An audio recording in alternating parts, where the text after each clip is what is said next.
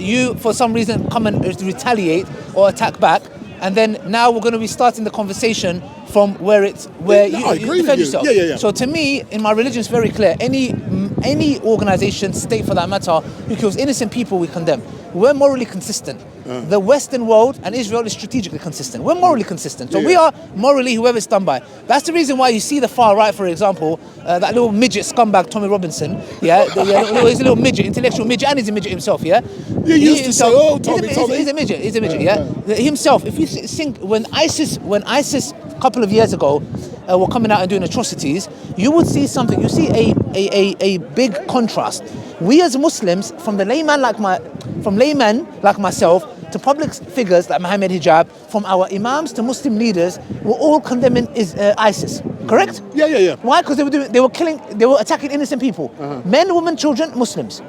Good. Yes. Now, the contrast with Israel is very funny actually if you look at it, because what you see is the following. Now, you see Israel, you see Zionist layman individuals who do a 9 to 5, go about their business, who were in this park, by the way, last week, who were outright saying they do not believe the Palestinian babies are innocent.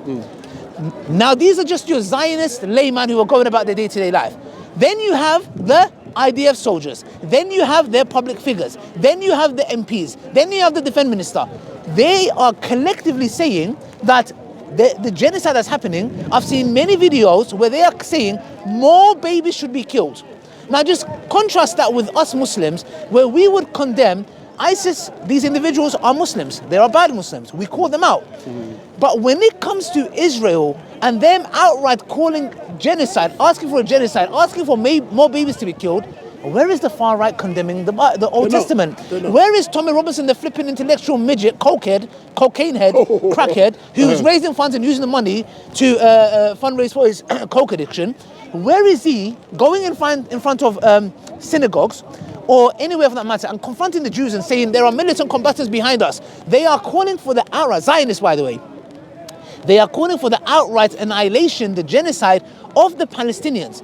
But the far right are nowhere to be seen. Do you believe that Netanyahu should be... His name is Netanyahu, yes. Do you believe that Mr. Netanyahu, the Prime Minister of Israel, do you believe... The baby killer. Do you believe he should be charged with genocide I hope he dies of a heart attack. That would be the biggest. If somebody said to me he died or something fell on his head or he got hit by a car, I hope he ceased to exist. That's number one. Outright, he's a baby killer. Number two, he should be brought. Yes, he's a war criminal. And anyone that joins the IDF that go from Britain, anywhere, these people are war criminals. They are terrorists that are going there and killing innocent men, women, children, and babies. If anybody, let's just think about it for a second. There are people here going and outright can join the IDF. These people are war criminals. Where is the far right? Where is patriotism that they're talking about? There are people going and fighting for a foreign army. But guess what? The far right, like Tommy Robinson and the rest, are quiet. Why? Because they are not morally consistent. They are strategically consistent. We as Muslims, we condemn anyone. ISIS, Israel, America, anyone for that matter that kills innocent people.